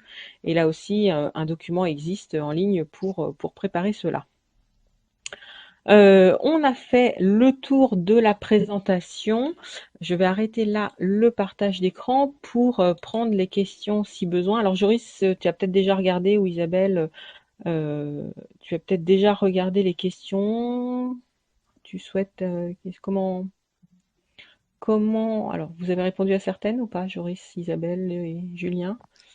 Oui, moi j'ai répondu à quelques questions sur le channel et Isabelle aussi, ouais.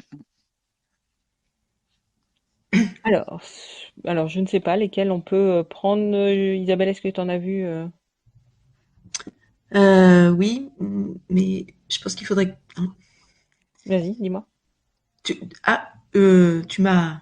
Oui, j'ai cru que mon micro était coupé.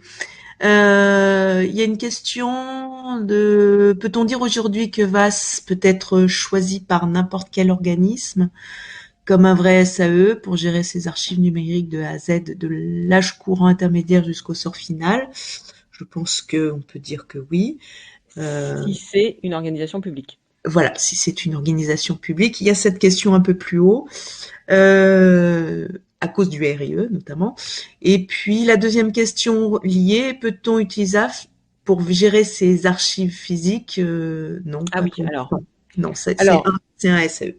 alors c'est un SAE, mais l'archivage physique peut intégrer. Enfin, on a quand même un exemple d'usage de Vitam avec un aspect archive physique, en l'occurrence le ministère des Armées, qui utilise ce que tout à l'heure Isabelle vous a montré au niveau du descriptif, enfin comment dire, vous pouvez tout à fait faire entrer des unités d'archives qui en gros reprennent des archives physiques en indiquant dans les métadonnées que c'est une archive physique justement. Alors on ne va pas aller jusqu'à indiquer dans les métadonnées que c'est conservé à tel endroit, tel épi, tel travée, telle tablette. On n'établira pas avec Vitam une fiche fantôme et une réservation de salle de lecture. Toutefois, vous pouvez très bien avoir des données qui correspondent aux archives physiques et faire un renvoi vers les archives physiques, ce qui permet d'avoir, sur la recherche particulièrement, quelque chose d'unifié entre vos archives. Mais ça ne remplacera pas un SI, en Non, effet. Tout tout ce à qui fait, est gestion des communications, puisque c'est dans la question complètement. chargement d'inventaire, on est sur du SAE. Je regarde s'il y a d'autres questions. Alors oui, il y a celle sur la partie HDS, hébergement de données de santé, c'est ça. Alors, est-ce qu'on a des éléments de planning? Non, pas directement pour l'instant, puisque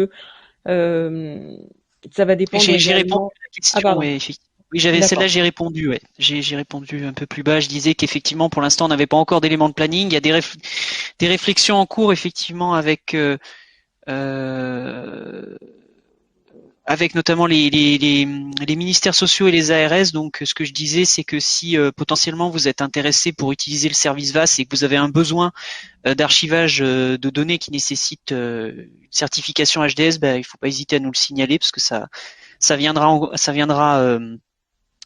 en fait alimenter les travaux en cours chez nous.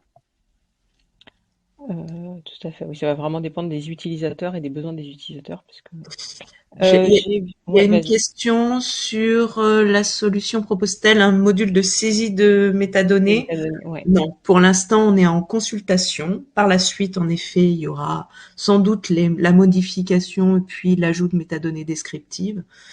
Euh, pour l'instant, les métadonnées sont déclarées dans le paquet d'archives, donc dans le manifeste, dans la V5RC, mais c'est des fonctionnalités qu'on intégrera par la suite, de modification des métadonnées. Alors tout à l'heure, il y avait une question malgré tout sur l'archivage et la validation par un DAD, enfin par un directeur d'archives départemental. Euh, Ouais, j'ai Tu as répondu un répondu? petit Tu as pu peu, répondre? mais je peux Ouais, répondre. ouais. Donc en fait, la solution par la réalisation d'une opération d'analyse préalablement, ça va nous permettre d'avoir finalement l'information des unités d'archives qui sont éliminables sur le périmètre sélectionné, de télécharger un export CSV donc sur ces archives éliminables pour pouvoir constituer donc à la main, hein, ce n'est qu'un export CSV, peut-être un bordereau d'élimination, et réaliser une fois qu'on a la validation de l'élimination, réaliser l'élimination définitive en déclenchant une opération d'élimination. C'est pour ça que la fonctionnalité de sauvegarde de critères de recherche pour retrouver sa sélection est intéressante pour bien être dans le même périmètre d'élimination. Merci. J'ai vu une question. Est-il possible d'y avoir des conventions publiques-privées par Odile? Bonjour Odile. Non, puisque enfin non, dans le sens où de toute façon l'usage fait que on passe par le RIE, ce raccordement interministériel de l'État, et qu'il ne sera ouvert de toute façon que vers des organisations publiques. Ce qui pose par exemple des questions avec des tiers de télétransmission. On est en dialogue avec certaines sociétés de tiers de télétransmission qui actuellement vers des collectivités, par exemple, proposent un service qui pousse directement depuis leur serveur à eux, tiers de télétransmission, des archives vers un SAE par exemple. Bien là, il faudra que ça repasse par les serveurs de la collectivité ou de l'organisation publique, de manière à pouvoir faire le raccordement RIE. Mais donc on a commencé à en discuter avec certaines et c'est tout à fait faisable. Donc non, convention publique-privée, on n'est pas du tout pour l'instant sur ce périmètre. Sur les prix dégressifs, je pense que tu as répondu, Joris, un petit peu, et que oui, Oui, plus on aura d'utilisateurs, plus les prix vont baisser. Alors peut-être pour Il y a une les... question surtout pour toi, Alice, sur Ouais, euh, pour obtenir un accès à un VAS démo, il faut être membre du club utilisateur. oui, Point c'est d'interrogation. ça. Oui. Ouais. C'est ça. En étant membre du club utilisateur, on ouvre un environnement partenaire. Exactement ce que Isabelle vous a démontré. Chaque organisation a un tenant. Je lui crée un utilisateur et après, il se crée autant d'utilisateurs qu'il veut, sans problème. Euh, Alors, il y a une alors, je question pense avoir très répondu technique. à Stéphane du CD33 avec Oui. ma réponse sur le RIE. Heu, Bah, Odile, on pourra en reparler parce que pour Vitam accessible en service, je vois pas comment on pourrait faire une convention publique-privée. Mais enfin, voilà, on pourra en reparler s'il y a un cas d'usage particulier et selon la réponse qui t'avait été apportée. J'ai une Heu, question. Est-ce que le code source est libre et disponible oui. pour Alors, Vitamui et ou Vitamback? on reste sur le même modèle que solution logicielle libre. Tout le code est disponible et tout le code peut être pris en main par qui le souhaite et pousser des améliorations souhaitées. Voilà, on voit parfois apparaître des propositions comme ça. Donc voilà, c'est tout à fait possible et le code est libre. Là, la particularité, c'est que Vitam Accessible en service offre justement des choses supplémentaires à ce code, ce qui fait d'ailleurs que c'est un service évidemment payant. Est-ce qu'il y a d'autres questions? N'hésitez pas à nous les mettre en bout de chat parce que parfois j'ai du mal à remonter avec les actualisations. Est-ce qu'il est possible de visualiser les documents directement dans Vitam? Oui. Isabelle, t'as pas pu montrer ça, c'est ça tout à l'heure ou? Si, Si. peut-être trop vite, mais en effet, on peut télécharger le document. Je ne sais pas Oui, si alors vous pas l'avez vu. visualiser, tout à fait, Voilà. d'accord. On peut télécharger, c'est pas un visualiseur, mais c'est en effet, on télécharge le document que l'on peut consulter. Alors pourquoi pas un visualiseur d'ailleurs, juste pour le préciser, c'est qu'au niveau des formats et des choses à embarquer pour visualiser tous les types de formats possibles, Voilà. on vous a dit que tout était possible avec Vitam, en gros, non, mais au niveau des formats, bah, ça compliquerait beaucoup les choses, donc ça reste peut-être des choses à voir et à faire ultérieurement, mais non priorisées pour l'instant.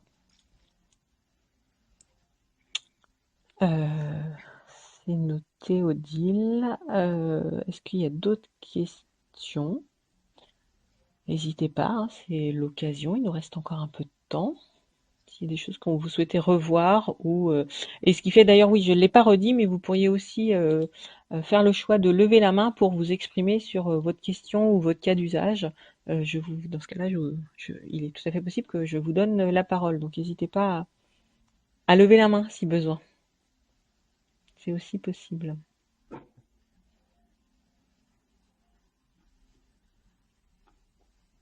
Il n'y a pas d'autres questions? On a fait le tour? Je regarde, mais non, en effet. Je vois qu'il y a un message d'arrivée. Alors, peut-être que des stats sur les types de fichiers ajoutés pourraient permettre de prioriser les types d'affichage à intégrer dans Vitam.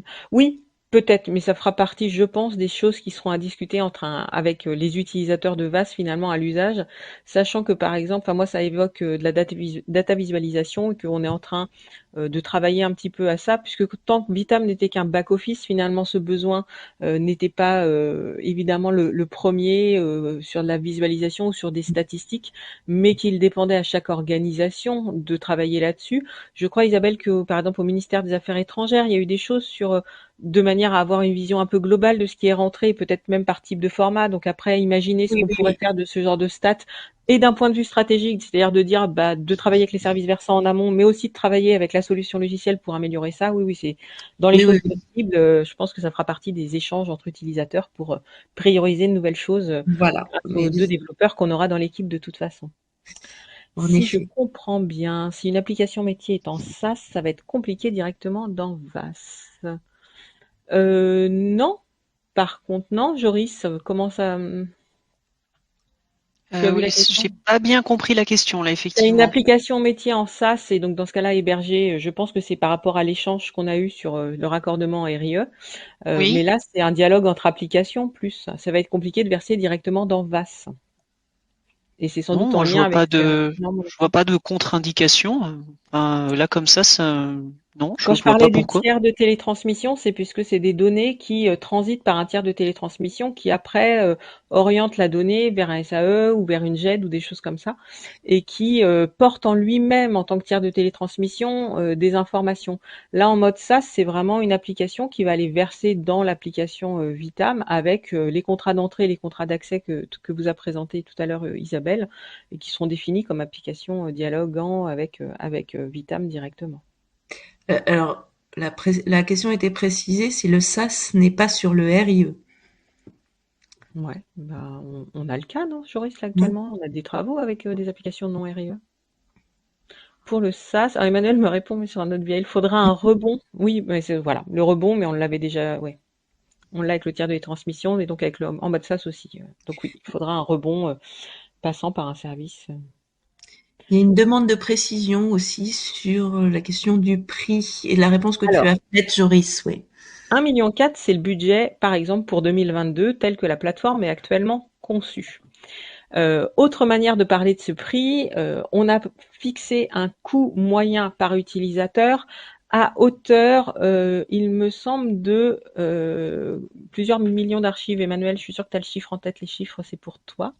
C'est-à-dire que pour 200 000, enfin, on a fait un prix moyen, en gros, une sorte de ticket d'entrée moyen, pour lequel, à partir de là, on calcule si l'organisation nous dit qu'elle va être seulement à 10% de ce taux de remplissage prix moyen qu'on a fixé, eh bien, le prix sera décalé par rapport à ça. Donc, le 1,4 million, c'est le coût global actuellement de la plateforme. Et qui est réparti selon les organisations qui vont utiliser le service et divisé, alors pas en part égale, mais en part égale selon le volume d'archives qu'elles vont mettre en gestion. Donc c'est pas par organisme, c'est bien global, c'est le prix global de la plateforme.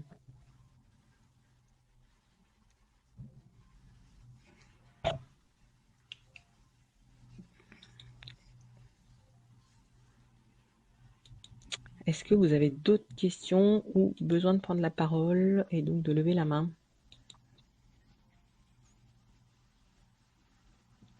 Non? Bon. Alors de toute façon, on reste disponible si vous avez des questions, si vous voulez entamer une démarche de réflexion sur un usage de VAS, voilà, vous pouvez nous contacter, contact@programmevitam.fr ou nous appeler. La présentation est donc en ligne sur le site du programme et puis on vous enverra un lien avec l'enregistrement de cette séance. Voilà, je ne sais pas si vous voulez conclure, Joris, Isabelle, Julien, par quelque chose. Merci pour cette participation déjà. Et puis voilà, c'était pour nous l'occasion de fêter un petit peu, de célébrer cette naissance de Vitam accessible en service. On ne manquera pas de vous redonner des nouvelles de toute façon. On espère en présentiel bientôt. Pourquoi pas en donnant la parole, on se disait qu'on faudrait qu'on se donne aussi la parole à des utilisateurs pour qu'ils vous racontent un petit peu comment ils ont travaillé avec les services versants, parce qu'il y a quand même des gros projets avec des SI versants, en particulier au ministère de la Transition écologique, par exemple, et puis comment ils ont pu préparer les référentiels et des choses comme ça. Donc voilà, on reviendra, on espère, sur 2022 avec une présentation, si possible en présentiel et si possible en donnant la parole à nos utilisateurs qui sont, c'est vrai, là, actuellement, par exemple, les 3 ministères porteurs sont vraiment en mode, ils avaient des SIP préparés, donc l'idée pour eux, c'est vraiment de les entrer actuellement et de préparer ces raccordements au flux, à des flux. Donc voilà, on vous tiendra informé, n'hésitez pas. Et puis, on vous remercie pour votre attention et on vous enverra donc les informations sur cette séance très prochainement. Merci à tous. Merci. Merci. Merci, à bientôt.